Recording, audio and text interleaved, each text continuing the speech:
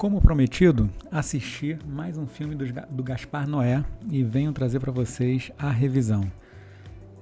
Quem não se lembra, né, exatamente de quem se trata, né, foi o diretor de Irreversível, que curiosamente, né, é um dos vídeos, né, que tem mais visualizações no meu canal. Eu realmente não sei exatamente o motivo, né, talvez não muita gente tenha revisado, né, esse filme, mas realmente ele é muito visto. Ele é muito visto, esse filme. Enfim, Gaspar Noé. O filme que a gente vai, na verdade, revisar hoje é chamado Viagem Alucinante. Em inglês é Enter the Void.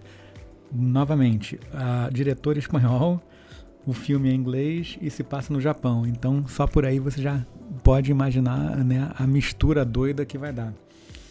Vamos começar pelas informações básicas, né, do filme, né? Ano de estreia foi 2009. No IMDb, que é a minha principal fonte, onde eu, né, verifico as informações dos filmes, dos atores, né, consigo, né, ver com facilidade a filmografia, né, dos diretores e tal. É uma muito boa fonte de informação. Tá avaliado em 7.2, avaliação do público, né? 7.2. Eu já vou antecipar aqui que eu dei uma nota maior do que essa.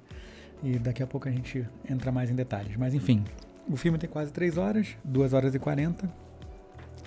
O orçamento foi em torno de 16 milhões, só que eu acredito que tenha sido um fracasso. Pelo menos é o que consta, né, no IMDb, em termos de faturamento mundial, $800 mil, né? Então, se essa informação for verídica, que muitas vezes não é difícil da gente realmente ter uma informação, especialmente um pouco dos filmes mais antigos assim e tal, e sem o acesso privilegiado, né, lá no IMDb, é um pouco difícil a gente realmente saber se esses números batem. Mas acredito que tenha sido um fracasso sim. Mas já antecipo também que definitivamente não é um fracasso de filme. Aliás, um filme é praticamente uma obra-prima. Daqui a pouco a gente vai explicar mais sobre os detalhes. Especialmente para você que curte, né, filmes experimentais. Aí esse filme tem uma pegada, né, experimental. Enfim, de uns tempos para cá eu tenho dividido a revisão em praticamente, não 2 partes exatamente, mas enfim, a revisão normalmente é sem spoiler nenhum, só que agora eu tô reservando uma pequena sessão que eu falo um pouco de spoilers, mas lá pro final, é bem curtinho e eu aviso com antecedência pra galera, né, que não gosta de spoiler, como eu odeio spoiler em filme, até que eu assisto no primeiro dia de estreia, só pra eu não correr o risco de ter spoiler, como foi no caso a Odisseia, né, que eu assisti, acho que semana retrasada, se não me engano, semana passada, realmente só pra não ter spoiler, mas enfim, continuando aqui. Sobre a sessão do spoiler, né, realmente é bem curto e eu vou avisar com bastante antecedência. E vamos entrar agora na parte realmente da produção do filme, né?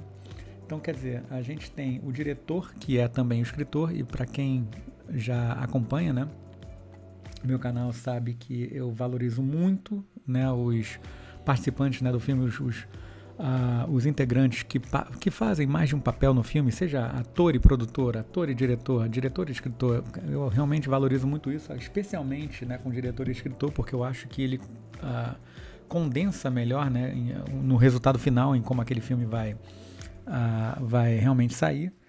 E então, bom, Gaspar Noé, e só recapitulando um pouco, ele foi o diretor do Irreversível. Foi o primeiro, eu acho que foi o primeiro filme que eu assisti dele na época, só uma breve, né, não vou dar, né, toda a revisão novamente desse Irreversível, caso você queira, né, eu vou deixar até o link no final, né, do vídeo, mas enfim, foi um diretor muito bem aclamado, né, durante a estreia, né, desse filme Irreversível, na época que saiu e tal, era realmente um hype do caramba e tal, só que eu não assisti na época que saiu, eu fiquei um tempo, né, muito desatualizado, né, do cinema, 10, 15 anos, realmente focando minha energia aqui em outras coisas e tal. Agora que eu tô realmente me atualizando, e aí eu fiquei sempre postergando, né, ver o Irreversível, né, que realmente ele começa de uma forma um pouco um pouco esquisita, assim, né? Até você entrar no clima do filme. Mas é um filme muito bom, realmente o cara impressiona, né, na direção. E aí, normalmente, o que eu gosto de fazer quando tem algum filme, assim, né, de algum diretor desconhecido que estoura, né? Ou estoura, né? Não sei exatamente o sotaque que vocês preferem, mas enfim.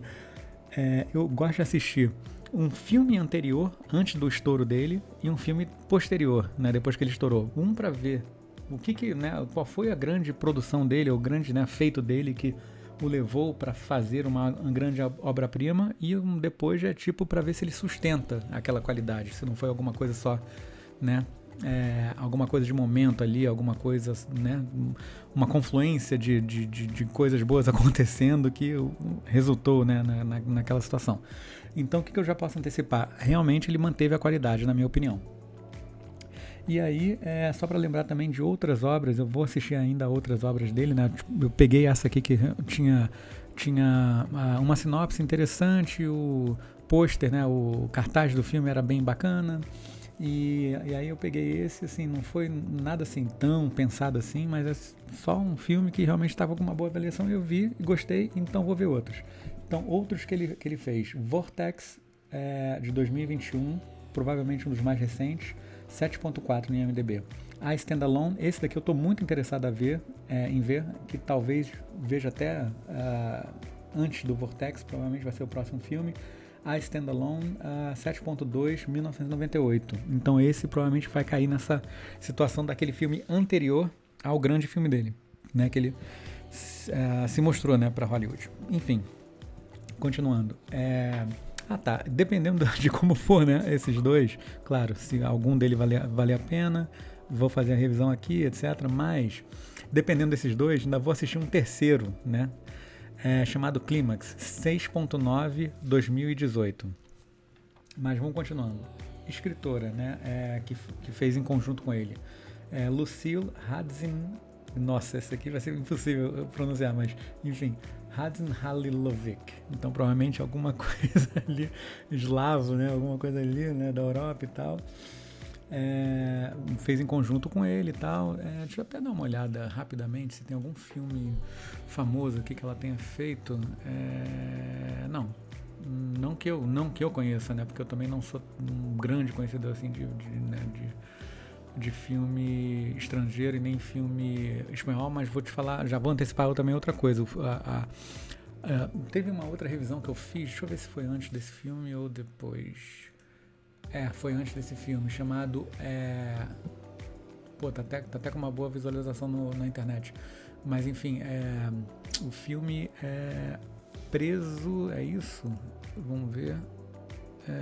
Preso na Escuridão. Abra los ojos, né? Também é em espanhol. Vale muito a pena ver esse filme, só para, né, antecipar já do que se trata.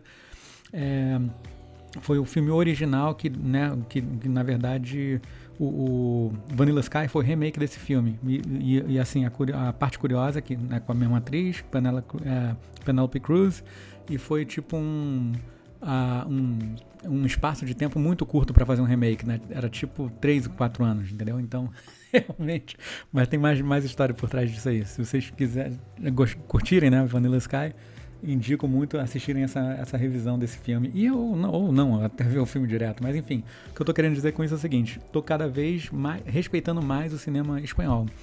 E uma das críticas que eu faço, né, assim, comparando com a nossa indústria, né, cinematográfica, é o seguinte: cara, eles são muito dinâmicos em termos de temas, né?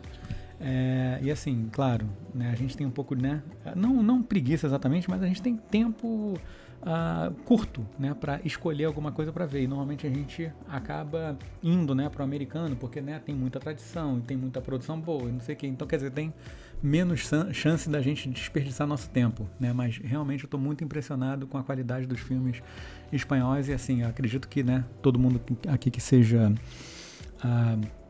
que veja muito Netflix já percebeu, né, que as séries espanholas também estão ganhando uma notoriedade, né, muito grande recentemente, e realmente não é à toa. Os temas deles realmente saem do comum, não são monotemáticos, não ficam explorando uma situação só, etc. E tem diversas categorias, não categorias, mas gêneros, né, de filme, né, ação, não sei o que, bababá, ficção, blá, blá. Esse daqui, por um acaso, é fantasia, drama, né? E drama psicológico, talvez. Esse filme é bem diferente. Mas vamos continuar. Então, a gente tem os atores Nathaniel Brown, que, curiosamente, eu achei esse filme fantástico, mas, curiosamente, ele só fez 4 filmes na carreira, né? Eu achei uma pena isso, mas, enfim, também não tem nada demais na atuação dele, né, no filme. Aí tem a Paz de la Huerta, ela foi relativamente boa, né, no filme, uma boa atuação, boa presença, né? Teve um outro ator também, eu não coloquei o nome dele aqui, mas que também achei que sustentou, mas na minha opinião, pelo incrível que pareça, assim, esse filme tem uns flashbacks e tal, não sei o que, então, quer dizer, aparece uma das personagens principais na infância. E aí, essa atriz, né, mirim, da infância, realmente me impressionou muito. Emily Ellen Lind, ela provavelmente é americana. Na verdade, não tenho certeza. Mas, enfim, a Paz de la Huerta, na verdade, eu não sei se ela é espanhola, né? Porque, assim, ela fala o inglês tão bem que realmente não tenho certeza, mas se não for espanhola, com certeza tem alguma descendência, né? Descendência de algum país, né? Com a língua espanhola. Mas, enfim, voltando. Emily Ellen, ou Ellen, né? Lind. Então, ela realmente me chamou muita atenção. E aí eu fui ver a filmografia dela e realmente ela tem bastante filmes. Ela é atriz, lembrando, né? Esse filme é de 2009. Então lá ela era atriz mirim, porém ela participou, né? Desde então, ou melhor, a carreira de atriz dela realmente foi bem sucedida, porque ela criou, né, uma lista relativamente extensa de filme. Então, e de filmes assim, importantes, inclusive. Então, tem algumas séries de TV, tipo Rush Hour, que eu nem sabia que tinha série de TV, né? E um filme que eu até coloquei aqui na minha lista para ver, que é Doutor Sono, que é do Stephen King, e eu não sabia que tinha sido lançado, e teoricamente é para ser uma sequência do The Shining, né? O Iluminado. Então, esse aqui eu coloquei no topo da minha lista para ver. 7.3 de 2019. Em inglês é Dr. Sleep. E, bom, isso aí é basicamente a apresentação das informações básicas, né, do filme, né? E agora a gente vai falar sobre os detalhes em si da revisão. Como eu comentei, é um filme em inglês, certo? E olha que curioso, daí depois eu vi, na verdade, pesquisando um pouco, né, sobre o filme. Parece que nessa época o Gaspar Noé não era tão... não tinha tanto conhecimento assim, né, de inglês, né? Não manjava de falar tão bem inglês. Então ele tinha auxiliares, né, que o ajudavam a fazer a direção, justamente porque os atores, né, a coordenação toda era em inglês. Eu achei isso genial. Mas enfim, o pôster desse filme já te dá realmente é um bom cartão de visita para o filme, porque o gráfico desse filme é muito espetacular, especialmente se a gente considerar a época fora de Hollywood e o orçamento, né? Eu achei de muito, muito bom gosto. É meio psicodélico assim, tal, porque inclusive mais ou menos um dos temas, né, que o filme trata, etc, né? Eu não posso falar muito a respeito disso, não, realmente aí vira um pouco de spoiler. Mas, enfim, realmente a linguagem gráfica, né, desse filme realmente é muito impressionante. E aí o que acontece? Aí eu vou dar um pequeno spoiler, mas também se não der esse spoiler, realmente não perde toda a graça. Mas não é um spoiler total. Uma parte desse filme, assim, uma das coisas que eu começo a notar do Gaspar Noé é que ele gosta, né, de brincar com esse... não só com o movimento de câmera, né, mas também com uma história contada, etc, né. Nesse caso aqui, só para abrir um parênteses, né, o Irreversível, vou dar um pequeno spoiler, né, mas a essa altura acho que todo mundo já sabe, do principal mecanismo do Irreversível, que é contar uma história de trás para frente, mas se você vir a minha revisão lá, tem muito mais detalhes que eu falo sobre essa questão e falo inclusive de filmes, né, os primeiros filmes que foram feitos dessa forma, e tem uma situação que é muito surpreendente. Então, se você tem curiosidade, veja, não vai ser uma perda de tempo para você. Mas enfim, voltando aqui no nosso filme, Enter the Void, Viagem Alucinante. Então, o que acontece? Esse filme, logo de início, né, ele já te coloca contando a história, né, contando o filme em primeira pessoa, né? Isso é novo? Não, não é novo. Porém, ele insiste nisso durante um bom tempo, ou melhor, é um tempo mais extenso do que normalmente, né, os filmes que utilizam essa técnica. Isso eu achei, de cara eu já achei assim, diferente, será que ele vai conseguir manter isso aqui? Será que não vai ficar, né, não vai ficar enjoativo ou arrastado? Não, ele fez prolongadamente, mas de uma forma que fazia sentido no filme, e o resultado realmente é muito bom. Por quê? Porque também não foi só né, colocar em primeira pessoa, não. Tem uma série de situações que ele coordenou ali para realmente te convencer que estava em primeira pessoa, inclusive, né, jogadas de câmera, etc. E aí depois tem algumas transições, né? Tem umas transições muito interessantes, e aí realmente eu não posso falar mais sobre isso, porque aí realmente seria um spoiler de fato. Mas o que ele fez, né, em termos de explorar essa câmera, né, em primeira pessoa, realmente foi muito fenomenal. Por isso que de cara eu já coloco isso aqui como um filme experimental, né? Um filme que explora muito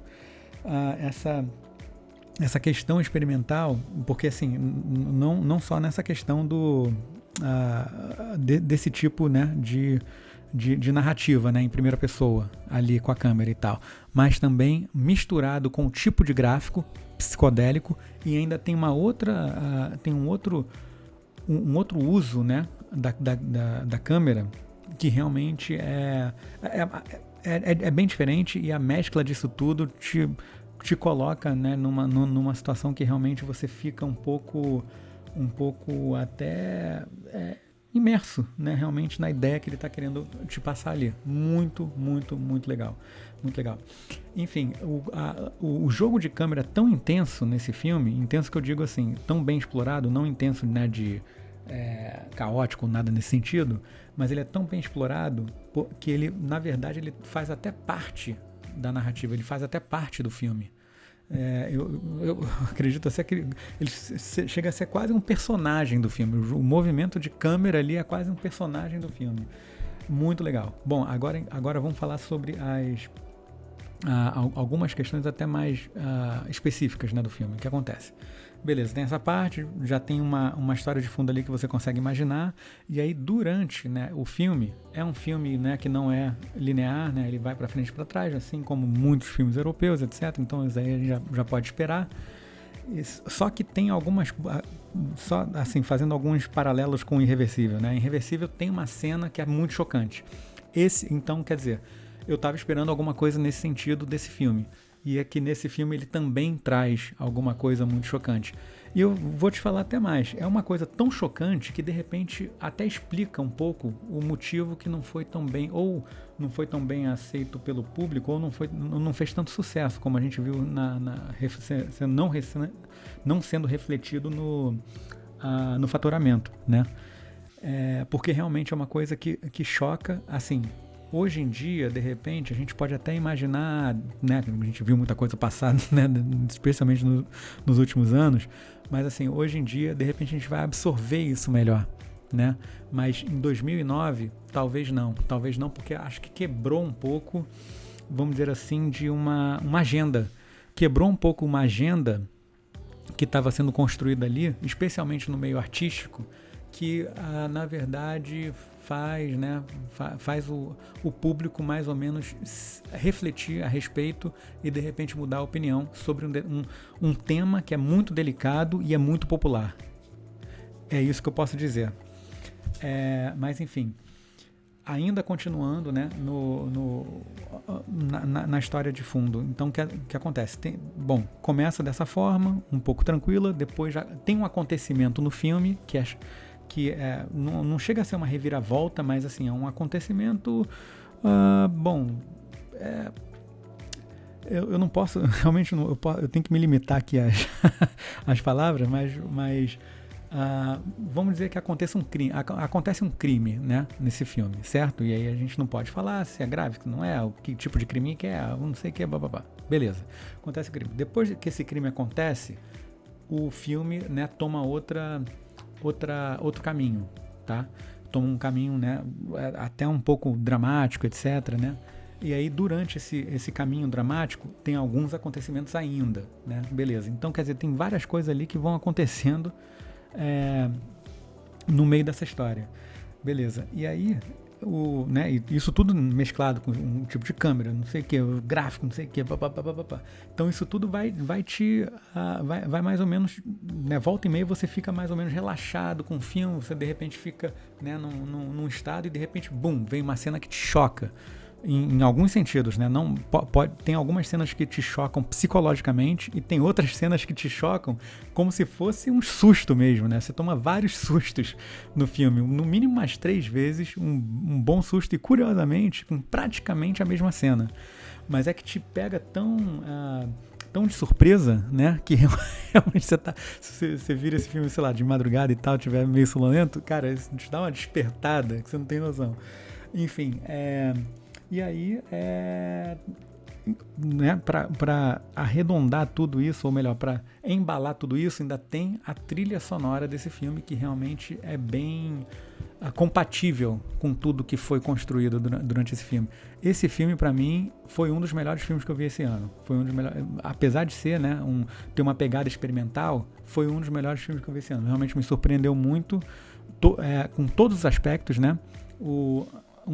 Assim, a história, vou te falar que não é boa a história, né? Não é uma história tão banal, né? Não é uma história tão banal.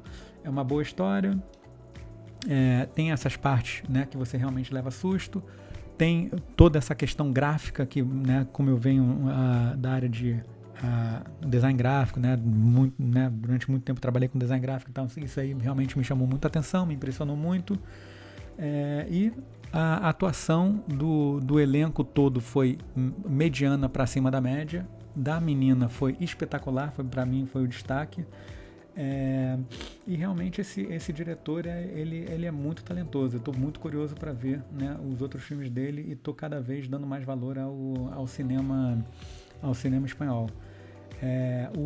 Bom, a história, né, se desenrola lentamente, mas não é um filme lento, né? Ele tem quase 3 horas, mas ele realmente não é um filme lento. Então você não vai, né, tipo, entrando, né, achando que de repente você vai ter que ter saco e tal. Não é. É um filme que tem um ritmozinho bom, mas as coisas se desenrolam lentamente. Bom, enfim, e se você gosta, né, de filmes com essa pegada experimental, com certeza esse daqui é um para você. Se você gosta de tomar sustos, né, durante um filme, né, que muda o ritmo e a frequência, né, de tempos em tempos, esse filme é para você. E claro, se você já conhecer o Gaspar Noé, já tiver alguma familiaridade com o que ele faz e você gosta de temas provocativos ou filmes provocativos, com certeza esse aqui é para você. De resto, acredito que não seja para você. Agora vamos entrar na parte dos spoilers, que vai ser bem rapidinho e a gente arremata isso aqui. Bom, entrando na parte de spoilers, falar um pouco mais sobre essa questão da perspectiva, né? Então, o que acontece? Tem essa perspectiva em primeira pessoa. Essa perspectiva em primeira pessoa começa com um ator, entre aspas, principal. Só que ela em alguns momentos, ela se transfere para outros atores. Isso eu achei bem diferente, né? Bem inovador, né? Porque, assim, de vez em quando a gente vê alguns pequenos pedaços de filmes que exploram esse tipo de narrativa, né? Em primeira pessoa e tal, mas realmente não deixam durante muito tempo para não ficar cansativo. Nesse caso aqui, ele deixou bastante tempo. Acredito até que, de repente, pro personagem principal, né? O primeiro personagem que aparece, foi basicamente toda a participação dele nesse sentido, mas aí depois, quando ele saiu da história, eu não vou dar mais spoilers, né, mas enfim, quando ele saiu da história, aí passou, né, para outras pessoas, mas enquanto passava para outras pessoas também, no filme é todo em primeira pessoa, né? Mas, como eu falei, tem alguns movimentos de câmera que são câmeras, vamos dizer assim, um efeito meio flutuante, um efeito meio, né, voador e tal, que realmente parece, te dá a sensação que é um efeito como se você estivesse fora do seu corpo, entendeu? Ele brinca bastante com isso, ele brinca e explora bastante isso, né? Então, realmente, essa parte eu achei que ele fez muito bem, especialmente mesclando, né, esses gráficos psicodélicos e aí, né, tem um motivo por que os gráficos são psicodélicos, né? Você já deve imaginar o motivo. E aí outra curiosidade que eu achei engraçada foi o seguinte: quando eu estava pesquisando no IMDb, aí eu fui pegar esse ator, né, que só fez, sei lá, 4 filmes e tal. O perfil dele, a foto de perfil dele é ele de costas, né? Ou melhor, porque nesse filme tem a perspectiva em primeira pessoa, mas em alguns momentos sai como se fosse um game, assim, sabe? Tipo, ele por trás ali da cabecinha e tal. Não mostra muito o rosto da pessoa, mas aí a foto do perfil desse ator estava realmente de costas, continuou mantendo isso. Foi engraçado. Enfim, é um filme que vale muito a pena se você curte, né, esse tipo de experiência. E novamente lembrando, né, um dos motivos que eu faço, né, para esse canal, não só para descobrir esses filmes assim que realmente são meio que perdidos ou não muito famosos, etc, né? Volta e meia eu tô encontrando mesmo, com mais frequência do que eu imaginava. Agora mesmo eu vi um que, né, já está no meu canal, chamado Save the Green Planet, que é um filme coreano, né, sul-coreano, e na verdade o filme original do Bugônia, né? Então esse daí realmente ficou, cara, esse filme realmente foi sensacional, então ainda bem que estão aparecendo mais filmes assim, né, bem surpreendentes.